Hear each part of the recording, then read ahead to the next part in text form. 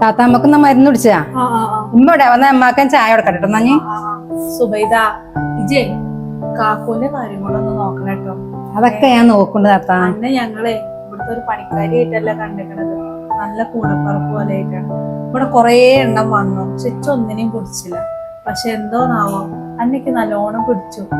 എനിക്ക് എന്ത് തിന്നാലും എനിക്ക് തൃപ്തിയാവൂല. അപ്പൊ ഇജ്ജ് കാക്കൂന്റെ കാര്യം നോക്കണം കേട്ടോ. ഞാൻ നോക്കിക്കോളാം താത്ത, എനിക്ക് ഒക്കെ അറിയായി. എന്നോട് പ്രത്യേകിച്ച് ഒന്നും ഞാൻ പറയണ്ടല്ലോ.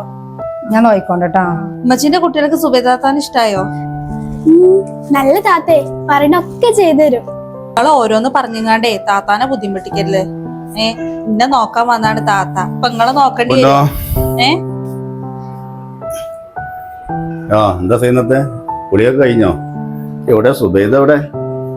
ഓള് എന്റെ മാക്സി ഒന്നേ ഒലുമ്പാൻ വേണ്ടി പോയതാ. അത് ശരി.